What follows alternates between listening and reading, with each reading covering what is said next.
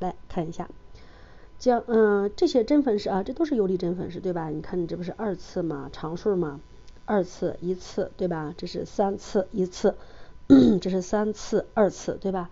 这些都是有理真分式，但是它们有一个规律，对吧？有一个共同点，我们在考研当中做题或者平时做题经常遇到。你发现的话呢，它们的分母都是可以分解因式的。像这种有理真分式，我们做题经常遇到。那我们在教科书当中或我们的教材当中，老师给大家介绍的一般的方法就是这个方法，我觉得可能是比较麻烦的一种方法啊，就是待定系数法，对吧？大家可能都听说过待定系数法，我觉得也是一种比较恶心的方法吧。因为有时候你待定系数比较多，待定系数比较多，然后比方说这个东西，我想把它拆成2项，假如说你看不出来，对吧？我们待定系数不就待定成 x 减1分之 a 加上一个 x 减2分之 b， 这不这样去待定系数吗？对吧？好，那你比方说这是这个，还有像这种的像刚才第3种这种，你待定系数，因为这一项是 x 减1这个因子的平方，所以你要去待定系数要把它列开，它是列成2项的， x 减1分之 a 加上 x 减1的平方分之 b， 然后再加上 x 减2分之 c。 你待定系数不要待定3个吗？待定3个，那我们在课堂当中老师一般给大家讲的是把它们通分完了以后，然后把这边的分子合并同类项，然后和左边的分子对比对比的话不就得到 a b c 的3个方程嘛，对吧？我就随便写一下啊，通分以后得到 a b c 的 a 的一个什么方程， b 的一个什么方程， c 的方程，最后把 a b c 解出来就行了，对吧？这是我们待定系数啊。我今天当然不是要讲待定系数了，我们待定系数法能做，但是比较麻烦。碰到这种类型的待定系数更麻烦了，为什么呢？这是一个因子，它的一次，这个因子是一个2次因子，而且这个2次因子不能再分解因式了。那么这时候我们待定系数就这样待定了，对吧？它不就是 x 减1分之 a 加上 x 方减 x 加1分之，因为你这是个2次因子，咱们总是希望分子是这个分母的导数的一般形式。你这样去待定的，也是把它通分，然后把这边的分子右边的分子合并同类项，和左边的分子对比，2次项的系数相等，1次项的系数相等，常数项相等，得到 a b c 的3个方程，把 a b c 解出来，对吧？这是我们在课堂当中或者在教科书当中给大家讲的待定系数虽然是比较万能的一种方法，但是速度是比较慢的啊。那今天我们要讲的就是像这种有理真分式，假如你的分母可以分解因式的话，那么这时候我们用一个比较快的办法然后来把它快速的裂开。我们来看怎么去裂开啊。比方说跟原来是一样的，你这个因子是 x 减1的1次，这不1次吗？这个因子是 x 减2的1次，所以1次的话列出来就是它的一项，对吧？好，比方说你这个 2x 减1的1次，那列出来就是它的一项， x 减1的1次它列出来也是一项的。比方说这个我列出来以后一定是 x 减1分之什么加上 x 减2分之什么，对吧？那下边这个也是一样的呀，这个都是一次，这个列出来就是 2x 减1分之什么加上 x 减1分之什么，列出来是这2项。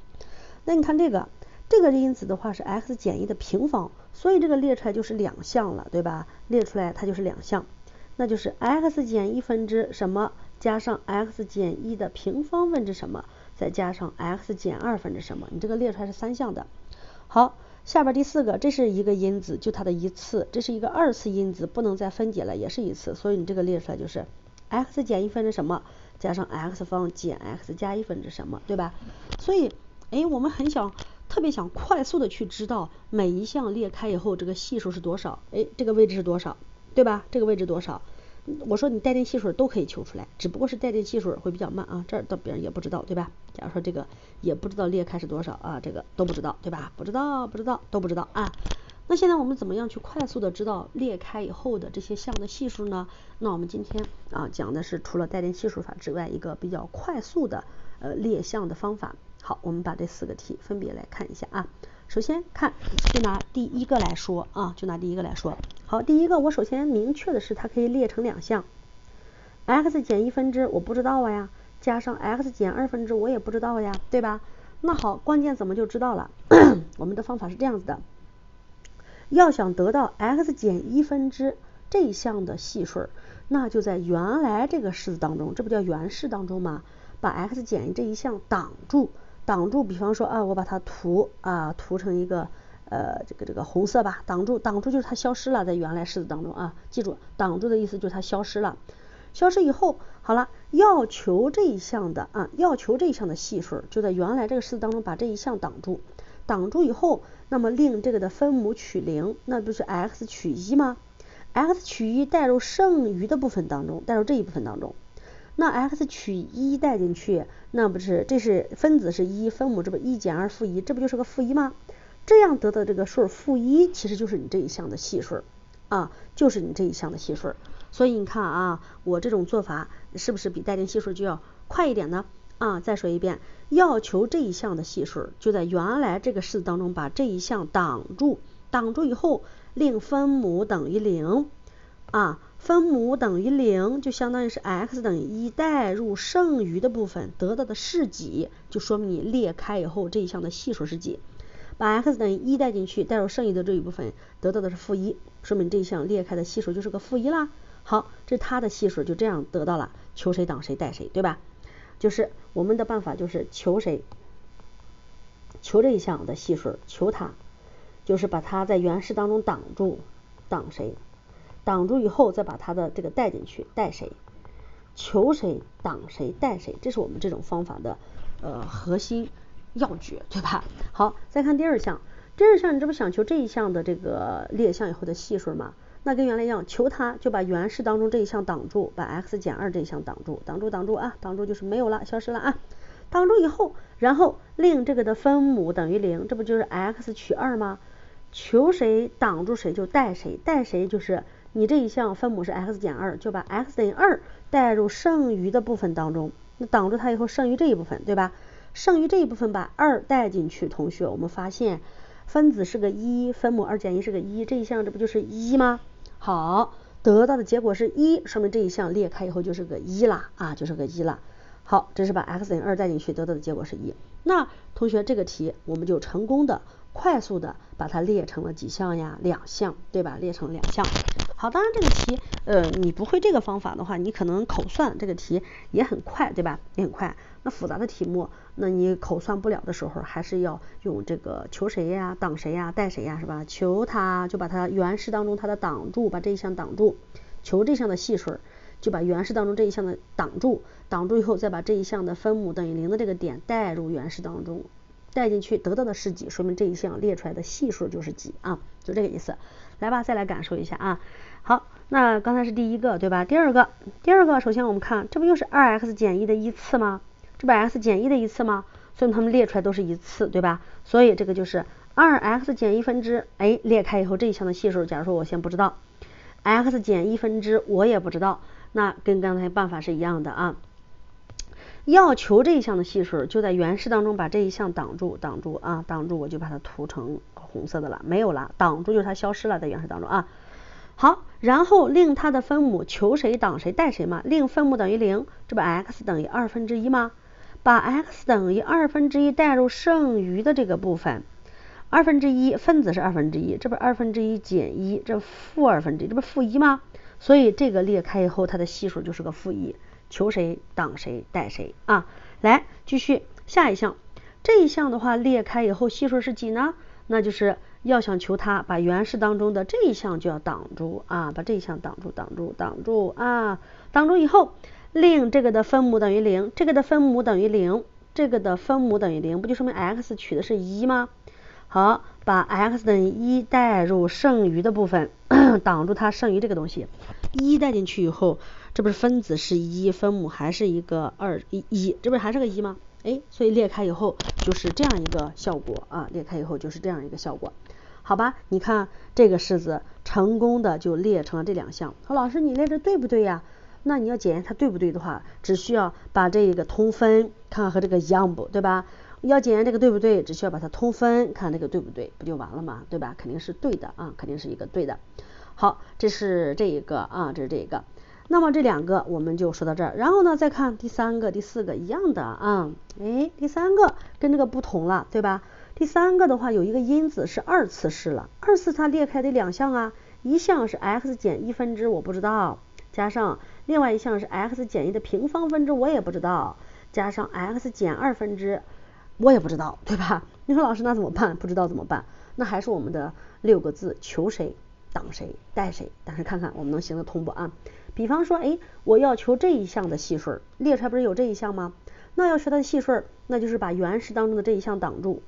挡住同学，你发现啊，你这一项挡住这一项是 x 减1的1次方，那你原式挡住一个1次方，这不还剩一个 x 吗？这不还剩一个 x 减1嘛，对吧？还剩下一个 x 减1，所以再把它带进去，令 x 等于1，这个分母等于0的话，这不是 x 取1吗？令 x 等于1带入剩余的部分，剩余现在那原来是平方挡住一项，这不是分母是 x 减1的1次方乘以 x 减2的1次方吗？1带进去，我们来看一下行不行啊？你发现不行啊？为啥呢？1带过去以后，分母这不成0了，这没意义呀，因为你还有一项 x 减1啊。说明求谁挡谁带谁这一项的系数求不出来，对吧？求不出来咋办？那好，先跳过它，先不求它啊。来，我们看这一项，我想求这一项的系数，对吧？那我就把原式当中把这擦掉了啊，把这擦掉了。原式当中这一项挡住了，这一项挡住，这一项是哪一项？这一项这不就是 x 减1的平方这一项吗？好，把平方这一项完全挡住啊，平方这一项完全挡住，平方这一项完全挡住。好了，挡住它就消失了啊。消失以后，那么这时候把它这个分母这不相当于是 x 取1，分母就是0嘛，把这个 x 取1带入剩余的部分，1带进去，我们发现是个几啊？分子是个1，分母是个-1，这不是负1吗？所以这一项的系数就是负1了。OK， 这项可以，对吧？那你先把你能求谁挡谁带谁的先求出来嘛，对吧？好，再看下一项，我们要求这一项裂开的系数是几？那就把原式当中的这个x 减2这一项，对吧？先挡住它啊，把这项挡住就是消失了啊。挡住以后，那么它的分母等于0，这不是 x 等于2吗？对吧？令它的分母等于0，这不是 x 等于2吗？把2带入剩余的部分，剩余是这一部分，分子是个2减1是个1的平方是个1，这不就是2吗？说明这一项的系数是一个2，我说对了吧？好啦，那同学你发现啊，利用求谁挡谁带谁，你把裂开这3项当中的2项的系数其实已经求出来了，有一项你求不出来，对吧？这一项为啥这项求不出来？我刚才说过了，这一项是 x 减1的1次，原式当中你挡住1次，那它还有1次，那你把 x 等于1带入剩余的部分，你看分母是0，没意义了，对吧？没有意义了。那你说老师，那这一项的系数怎么办啊？那这一项的系数，同学我们采用的办法就是采用的是特值法。就是说你现在我已经把这2项的系数搞定了，现在就差它了，也就是说我这个系数我这个位置添一个什么样的系数，必须要保证这2个式子要相等的，带一个特殊的值不就行了吗？当然带一个特殊的值必须要是两边都有意义啊，这边有意义，这边都有意义。你说老师，那我带 x 取1行吗？当然不行了，因为你带1的话，这不分母又是0了吗？这分母是0了嘛，1不行，带2当然也不行，带2带进去都没意义，所以带一个既简单又是两边的式子都有意义的，那我当然带谁呀？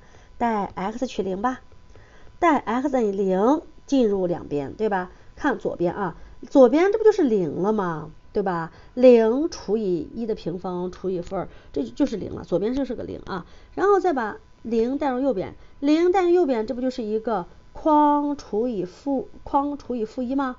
对吧 ？x 取0，这不是框现在不知道吗？它要除以负1吗？0带过去，这不是中间这一项是个中间这一项负1除以它，这不是一个减1吗？啊，中间这一项0带进去，这不是减1吗？0带入第3项，带入这一部分，0带入这部分，这不是又是减1吗？是不是到这儿了？到这儿以后，同学我们就把这个未知的这个系数，这不是求出来了吗？对吧？因为这2个式子这边相等啊，0带入左边是0带入右边是这样一个式子，这不叫框除以负1，框就是我要求的那个未知的系数啊，减2这不等于0吗？所以这不就是一个框除以负1，这不就是一个负2吗？对吧？所以的话，这个题最后求出来这个位置的系数就是个几啊？就是个负2，对吧？这个位置我要的系数就是个几啊？就是个负2了啊！来，我把它擦掉。这道求出来了，就是个负2。OK， 这样用求谁挡谁带谁，因为你这个列出来有3项，其中有一项用求谁挡谁代谁解不出这个系数来，解不出来怎么办？那这一项先放下，把那个能解出来的2项先解出这个系数来，系数解出来以后再代入一个特殊的值，然后两边相等，代入一个特定的值，两边相等，最后把你这个不知道的这一项的系数解出来就可以了啊，解出来就可以了。好，同学你看这个题，那你列出来这3项就是这样子了，对吧？就是这样子了啊。好，同样第4个，来第4个你看跟刚才又不一样，第4个为啥不一样？你刚才第3个这个你这个因子都是依次因子，这不 x 减1的依次它的平方，对吧？你的因子是个依次的，对吧？你再往上看，你这个依次因子它的依次方，依次因子它的依次方，依次因子的依次方，依次因子的依次方，对吧？那总而言之前3个你的这些因子它们都是依次式，那我这个第4个就不一样了，第4个依次式，这个是2次式，对吧？2次式，而且这个2次式还分解不了因式了，所以这时候我要想算这种积分，假如说有个积分号，我要算这个积分的话，肯定也是要去列项考虑，对吧？那列项考虑的话，这个题怎么去快速的裂开呢？我们说啊，这个裂开啊，这个要想裂开，我把它擦掉啊。这个要想裂开的话，那你 x 减1的依次，这不 x 减1分之目前不知道吗？这个是2次式的依次，它裂开也是只有一项啊，那就是 x 方减 x 加1分之，对吧？就这东西了啊，不知道。那我们利用我们刚才讲的求谁挡谁代谁，是不是可以把这一项的系数求出来呀？对吧？这一项系数你看我怎么求啊？那我要求它的系数，不就在原式当中把这一项挡住吗？这一项挡住啊，挡住以后，这个分母等于0，这不是 x 取1代入剩余的部分吗？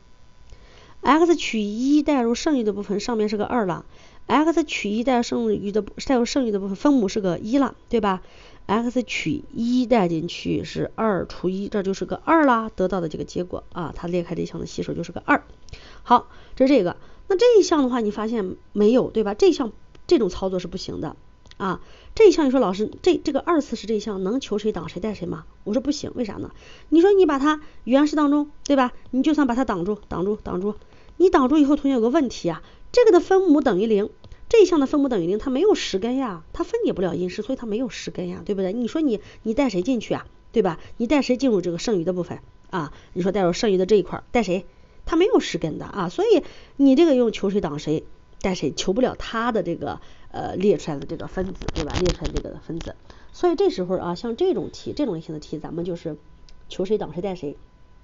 先把能求出来的这些项的系数求出来，像这个2次式的，咱们是把它待定系数，相当于是求谁挡谁带谁和待定系数相结合一下。那同学，你这一块是个2次式，2次式的分子，咱们待定的话，总是设成这不叫 ax 加 b 吗？先求谁挡谁带谁，把能求出来的系数求出来。像这个2次式的分子，我们把它待定系数啊，分母是2次式，分子设的时候不就设成1次式的一个一般形式吗？设这以后，那关键现在是把 a 和 b 求出来，那这不相当于就裂开了吗？也就是换句话说 a 对吧，我列成这 a 取什么 b 取什么的时候，这个式子就列成这2项了，不就这意思吗？好，那你说老师咱怎么把 a b 求出来呀？要求 a b 其实很简单啊，注意我们说的方法，你是不是要求2个未知数，一个 a 一个 b？ 好，而且这个 a b 最后是不是最后你把 a b 求出来以后，这个式子通分完了以后要和这个式子是相等的，对吧？通分完了以后分子是一模一样的呀，这才叫裂开了，把左边这个式子叫裂开了呀。你通分完了肯定和左边是一样的呀。而我现在只有几个待定系数啊 a 和 b， 2个系数是不是需要2个方程就够了？那2个系数需要2个方程，我2个方程怎么得到？简单一点啊，这个很简单，怎么得到？就是把这2项，我假如说通分了，同学啊，找出通分以后分子的最高次的系数和通分以后分子的最低次就是常数项嘛，对吧？找出这2项通分以后分子最高次的系数和找出这2项通分以后分子的最低次，换句话说就是分子的常数项这一部分，从而得到 a、b 的2个方程，把 a、b 解出来就行了。那好，你看我们怎么找啊？要找最高次其实很简单，这不交叉相乘吗？这2项交叉相乘，最高次这不是有一个 2x 方吗？对吧？最高次这样交叉相乘，这一项最高次就是 2x 方了。这2项交叉相乘，因为你通分就是它俩相乘啊，对吧？它俩相乘。好，那么这一项这个交叉相乘，那最高次不就是一个 ax 方吗？你看到了吧？所以最高次就是2加 a 扩下来 x 方啊。好，这是一个，对吧？那我们来看2加 a 扩下来 x 方，而我这 x 方的系数是几啊？1，这不推出2加 a 等于1吗？好，这是一个方程啊。再找最低次，好，看这儿啊，这两项交叉相乘最低次是个几啊？2。这两项交叉相乘最低次是个几啊？是个 b。那2加 b 就是我们通分以后的常数项了。常数项这是几啊？负1，说明这个东西等于负1的。只看，也就是说只看最后交叉相乘的最高次，最高次的系数和左边最高次的系数对比，最低次的系数和左边最低次应该是常数项啊。常数项和常数项，右边的常数项和左边的常数项对比，这就得到 a b 的两个方程，把 a b 解出来就行了啊。好，你看啊，这不是一个方程吗？2 加 a 等于1，2加 b 等于负1，对不对？所以解的 a 等于几 ？a 等于负1啊。所以解的 b 等于几 ？b 等于负3呀，对吧？a 等于负1，我如果没解错的话啊，就是我如果没算错的话，方法是对的啊。a 等于几啊 ？a 等于一个负1，b 等于几啊 ？b 等于负3啊，这就是我们解出来的 a 和 b。那同学你想象一下，你 a、b 都解出来了，所以对吧？那你这个相当于就带电系数，这个带电系数就把它解出来了，就相当于比较快速的把它解出来。来，我把它写出来啊。所以写到这吧。所以这个式子裂开以后就是 x 减1/2加上 x 方减 x 加1/2啊。a 是负1，这不叫负1倍的 x， 这不减3吗？是不是就到这儿了？也就是说啊，你左边的这个有理真分式，分母可以分解因式的这个有理真分式，最后列出来就是这两项了。那你这两项如果再去积分，这不都挺好积的嘛？跟原来比的话，肯定就好积了，对吧？好了，同学啊，我觉得我说了这4种情况，其实基本上可以涵盖咱们平时做题当中同学们遇到的啊，有理真分式当中的分母能分解因式，我们如何去快速列项的，基本上我们常见的类型90%以上我就都说到了，对吧？当然你说老师还有更复杂的呢，但是更复杂同学你考研是碰不到的，更复杂可能在我们的同级课本上或者有些教材上有，但是我们考研当中像这种有理真分式的积分，它能够涉及到的列项，对吧？其实也就是这么几种了，对吧？我刚才都给你说到了啊。第一种，这种是吧？你可以快速裂开，是最简单的，这种也最简单。其实第一种和第二种是一种类型的，都是一次因式的依次，对吧？列出来大家都是一项。然后我刚才讲的3和4，对吧？3和4你发现了3出现了一次因式的二次幂，对吧？一次因式的二次幂，一次因式的一次幂，这样列出来3项，其中有一项哪一项来着呀？这一项用求谁挡谁代谁解决不了啊，先把能解决的解决了，解决以后再用一个特值法代入一个特殊的值，左右两边相等，把你用求谁挡谁代谁解决不了的这一项的系数给它求出来。第4这个就是比较稍微复杂一点了，就是我们的求谁挡谁代谁和待定系数结合一下，也是对吧？有一个因子是一次式，有一个因子是二次式，必须这个二次式不能再分解因式的啊，不能再分解的这种类型的。好，那求谁挡谁代谁把能求出来的部分求出来这部分能求出来，求不出来的二次式的，求不出来二次式这一部分你用求谁挡谁代谁解决不了的怎么办？把它的分子还设成原来这样子 ax 加 b， 设成1/4式的标准形式，只不过咱们求 a 求 b 就不会像原来纯粹的待定系数那么复杂了，对吧？只是求出 a b 来需要得到 a b 的两个方程，咱们怎么得到两个方程啊？我们的做法就是既然你们通分就是交叉相乘，对吧？通分交叉相乘，只找最高次的系数，只找常数项的这一项，最后得到 a b 的两个方程，一个方程两个方程，把 a b 解出来以后，最后就列出来了两项，也就很快可以列出来了啊。相对来说比咱们的待定系数肯定是要快得多好了，同学来吧，做上感受一下吧，来做题应用一下啊。讲了，那你讲这个目的是干啥？目的不就是快速的解决这种有理真分式，分母能够分解因式的这种有理真分式，把它快速列项，快速积分吗？来，我看到了，你看这个题例2，对吧？ x 这是一次因式 ，x 减1是一次因式的二次幂，所以这个列出来是几项啊？3项，对吧？你是二次幂列出来3项，你说老师那如果是这嘞 ，x 乘以 x 减1的3次方分之一 ds， 这个列出来几项？这列出来就是4项了，对吧？那是 x 分之一是一项 ，x 减1分之一是一项 ，x 减1的平方分之一是一项 ，x 减1的3次方分之一是一项，对不对？但是我们说考研当中其实你碰不到，对吧？这种情况咱们能用到的啊，能用到的就是说老师那这种怎么做？那这种用求谁挡谁带谁吧，能解决的这一项能解决，这项能解决，那这2项解决不了的还得去带领一下系数啊，好，或者特指法都可以。好，下面我们来看一下啊这个题，那这个题我当然列了，这个首先列出来，这不就是一个 x 分之不知道加上一个 x 减1分之不知道加上 x 减1的平方分之不知道，它肯定是列成这3项吧？同学我说对了吧？对吧？它肯定是列成这3项啊，要写这样子。好了，那列成这3项，每一项列出来它的系数是多少呢？那我们就求谁挡谁带谁，还有特指法相结合来用了啊。比方说看第一项要求这一项的系数，这项系数就把原式当中这一项挡住了啊，挡住以后，这不是分母是 x 取0吗？代入剩余的部分，x 取0，这不就是1吗？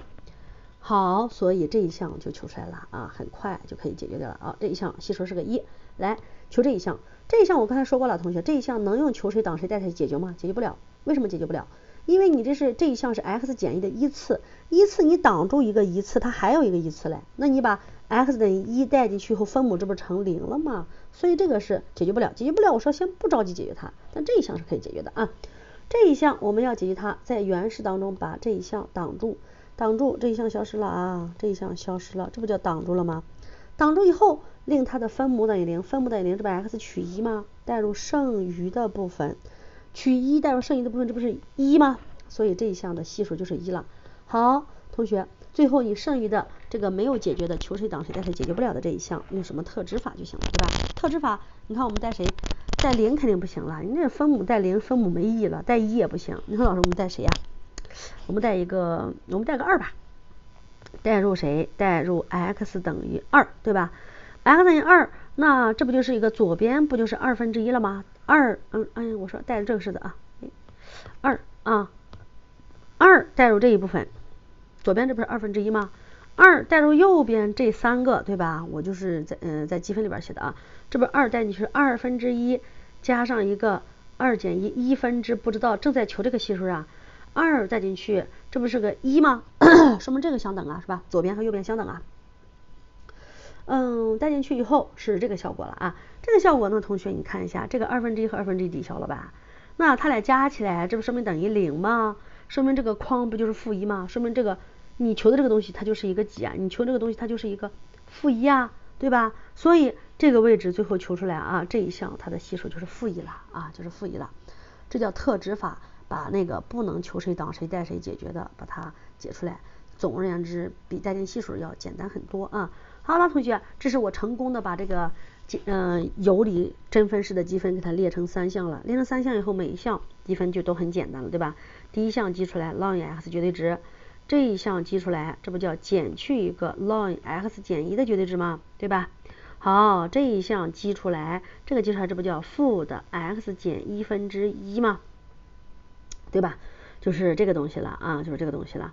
好，同学，最后再加个谁啊？加个 c 啊，加个 c。当然，你最后可以合并一下，两个 ln 相减，不就是真数相除吗 ？x 除以 x 减1的绝对值减去 x 减1分之1加 c， 是不是就 OK 了？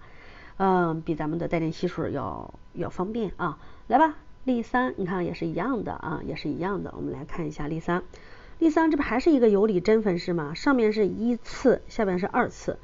当然这种题的做法它不是唯一的，对吧？那这个题我说其中一种做法，你也可以把分子凑成分母的导数，可以怎么写啊？ x 方加 x 减2分之，这不是 2x 加1吗？凑成分母的导数以后，但是原来是几个 x 啊？3x， 你现在2个 x， 对吧？所以乘以几啊？乘以2分之3。乘以2分之3的话，这不相当于分子，这就是乘以这个2分之3，这不是3个 x 加2分之3了吗？再可以保持和原式相等就行了。加2分之3，你现在是一个加2分之3，原式是个几啊？减2，对吧？减2，所以那你这个相当于是把它再写上一个多少的一个系数，这是 x 方加 x 减2分之，我需要减去几才相当于是减2啊？首先减去这个2分之3，还得再减去原来这个几，还有原来一个减2啊，所以不是减去一个2又2/3，所以减去一个7/2，对吧？这是一个负的7/2，这就对了吧？看一下啊，负的7/2加上3/2，对着呢，就是负的4/4，就是原来减2了。我的意思就是你把它列成两项以后和原式要相等嘛，对吧？相等以后，我说这是第一种做法，你可以这样去做，对吧？分子是1次式，分母是2次式，那我们可以把分子先凑成分母的导数，凑的过程当中多了什么，再去掉什么，总而言之保持和原式相等。你这个东西这样写跟原式一样的呀，这不可以凑微分了吗？把这写个 dx 啊。而这个东西是吧，该分解因式的分解因式，该配方的配方分母，对吧？我就不说这种方法了啊，我们在上课当中也说过，可以这样做的啊。那我现在今天晚上当然不是想说这种方法了，我说的是有理真分式。有理真分式，只要你的分母可以分解因式，我就可以用我刚才的求谁等谁代谁把你裂开，裂开以后从而更方便啊。好，所以这个题你看我怎么做，我就不像刚才那样做了啊。这个题你看，我问你分母可以分解因式不？可以啊。这个分母这不就是一个 x 加2乘以 x 减1分之原来 3x 减2这没动吗？它其实可以写成这的，它分母是可以分解因式的，对吧？分解因式以后呢，同学这不该裂了吗？裂开了啊，裂开，同学你发现这两个都是一次因式的一次幂呀，一次因式，它们是一次因式，而且是它们的几次幂？一次幂，所以列出来就是两项，对吧？列出来就是两项而已嘛，对吧？在这个拿着把它擦掉啊。好，擦掉了。好，所以裂开吧，裂开，这不叫 x 加2分之我不知道，加上 x 减1分之我也不知道，这不列成这两项吗？列成这两项，同学，我们的求谁等谁，这不就又来了嘛，对吧？比方说，我要求这一项，就把原式当中，原式在这儿了，同学啊，我们这叫原式了，对吧？我们把它分解因式以后啊，好，把原式当中的这一项 x 加2这一项挡住以后，挡住就没有了，就消失了啊。挡住以后，相当于这个分母等于0 x 取负2吗？这个负2代入什么呀？剩余的部分，对吧？剩余的部分就剩余这部分了，对吧 ？x 等于负2带一下啊，负2乘3负6负8，负2减1这不负3吗？我说对着吧？啊 ，x 等于负2带进去啊 ，x 加2乘以 x 减对着呢啊 ，x 等于负2带进去，上面分子是负8，下边是一个负3，那就是8/3了。所以这一项的系数就是一个几啊？8/3，把它擦掉啊。好，这是8/3，对吧？这是这一项。那同理我们也可以带下一项，不好意思啊，这擦掉了，这是 x 加2来着啊。好，然后同理的话呢，我们当然也可以带下一项了，对吧？带下一项啊，比方说下一项我们要求这个这一项的，对吧？要求这一项的话，那在原式当中把这一项不就挡住吗？看啊，我这样一划挡住了，可以吧？假如说挡住了啊，你认为挡住了，对吧？挡住以后，那就是把 x 等于1，对吧？代入剩余的部分，剩余哪一部分呀？剩余的部分，对吧？不就是这一部分了嘛，对吧？那你带一下吧，1分子是个1了，3乘1减2是个1，这不是分母是个3了吗？1/3，所以得出来是1/3，说明这一项列出来就是个1/3啦。这一项列出来就是一个1/3，就是这东西了啊。好，把这些没用的东西，当然你可以擦掉它，对吧？你可以擦掉它啊。好，就这东西了。好，同学，那我就把它裂开了，对吧？裂开以后，那你这两个积分是不是都很好记啊？8/3就是个常数嘛，8/3你可以提出来的嘛，这不 ln x 加2的绝对值啊，然后加上一个1/3倍的，这不叫 ln x 减1的绝对值吗？然后再加 c， 对吧？再加 c。当然你这两项想去合并一下也是可以的，对吧？也是可以的啊，开3、4根号的，你不想合并也没有关系。好，这是我们的例3啊，它是一个有理真分式。有理真分式，我发现什么叫有理真分式？分子次数低，分母次数高。我发现分母是可以分解因式的。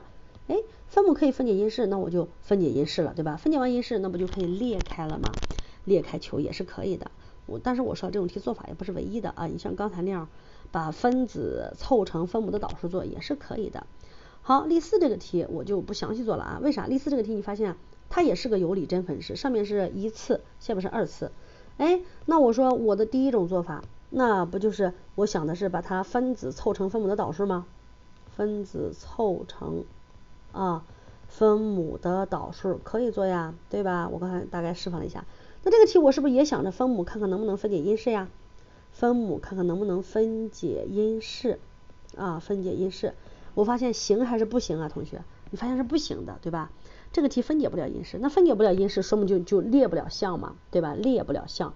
那老师呢，列不了项咋办啊？列不了咋办？那列不了咋办？就是只能用第一个办法了。这个题只能用第一个办法把它凑去啊。来，我本来不想说这个了，然后我还是说一下吧啊，把这个来说一下啊。那你这个题你看，我就在这等了啊。那就是这吧，凑分母的导式，这不是一个2x 分母求导是2x 加1吗？分母是 x 方加 x， 这不加1吗？但是原来的分子只有一个 x 啊，所以你这乘以1/2吗？你乘1/2，同学，我是想着把分子凑成分母的导数，对吧？然后但是凑完以后，分子是个2x 加1了，跟原来式的不相等了呀，所以我乘了个1/2前面，乘1/2，保证 x 的个数相等，那相当于分子现在是 x， 这不加1/2了吗？你把它乘1/2后，这个分子乘1/2，不相当于 x 加1/2了吗？但是我原来是 x 减2啊，所以再减去这个1/2再减2嘛，这不是减去的是一个5/2吗？对吧？所以再减去5/5倍的啊就行了。我把这擦掉啊，再减，要保持相等啊，再减去5/5倍的，这不就是 x 方加 x 加1/1dx 吗？对吧？那我整个列成这两个式子，这不是和原式一样的吗？你看一样不啊？1/2乘它是 x 加1/2减5/5，减5/5就是减2倍，对不对？对着呢啊，列开以后一定和原式相等。那和相等以后，那前面这个就好说了。你前面这个你为什么呀？你把分子不就是为了凑成分母的导数才写成这的吗？所以它就可以凑微分了。这不是一个 x 方加 x 加1/，这不就d 对吧 ？x 方加 x 加1就这东西了，对吧？那你这个前面相当于解决了啊，后边这个怎么办？后边这个分子是个一次式，分母是个二次式，分母而且还分解不了因式，分解不了因式咱们前面说过，不就朝那个阿克坦替的方向去凑吗？把它配方去，对吧？配方你这不是 x 加上1/2倍的 x 平方，x 方加 x 加1/4，这不再加一个3/4，是不是到这儿了就，对吧？到这儿以后前面记出来了啊，前面这不是 ln 了吗？这不叫前面叫u/d/u2/1 ln 绝对值里边 x 方加 x 加1，对吧？就到这儿了啊。到这儿以后这个当然你再提个谁出来呀？再提一个分母，提个3/4出来，那这是一个3/4了，对吧？这不就变成一个，把这儿提个3/4，这个位置不就1了吗？我把写前面来啊，提个1出来，这不叫 x 加1/2比上一个2/3的平方分之1 dx 了吗？是不是到这儿了？同学到这儿以后啊，提了个3/4，相当于前面乘了个4/3啊，就变成这了。变成这以后，那你现在干嘛呢？我不想我这儿还有地儿吗？还有一点点地儿啊。我这儿你看你到这儿了，同学，这不朝着那个阿克坦替的方向在走吗？能看懂吧？朝阿克坦替方向走，所以你这儿需要再凑个 d 谁 ？dx 加1/2除以2/3，需要凑个这。凑个这的话，多用了一个2/3/1，对吧？多用了一个2/3/1，换句话多用了这个东西，多用了它，再乘以它的倒数就行了，对吧？前面再乘以一个2/3，再乘个这东西，对吧？凑微分嘛，对吧？凑微分，好吧，就到这儿了啊。到这儿以后，那这个题再写一步，它就出来了，对吧？那就是一个1/2 ln 绝对值里边 x 方加 x 加1，这一堆是吧？约一下啊，这一约，换一个颜色啊，这啊，这出来了，对吧？然后这儿约一下啊，拿一个换颜色啊，这个约一下是不是个2吗？2和2这不约掉了吗？3和它根号3吗？所以这减去减去一个根号3/5，这不就是一个我没写错的话就是一个这了，阿克坦替2/3分之 x 加1/2，但是我这儿没化简啊，最后再加 c 嘛，是不是到这里了就啊？OK， 这就是这个啊，这是你这个题我说的是什么呢？就是你确实是一个有理真分式，但是你发现你的分子，你的分母分解不了因式，能分解因式就是我们刚才这样的列项，分解不了因式就把它分子凑成分母的导数。好，再看最后一个就是我们这种类型的，它有二次式了，对吧？好了，那这个题你发现它已经给你分解因式了，这是一个因子，一次因子，这是个二次因子，都是几次？一次，都是这些因子的一次式，所以列开了就是每个都出来一项，所以总共是2项。这不是 2x 加1分之不知道吗？加上一个1加x 方分之我也不知道吗？对对吧？这个题目前我肯定是列出来这两项啊。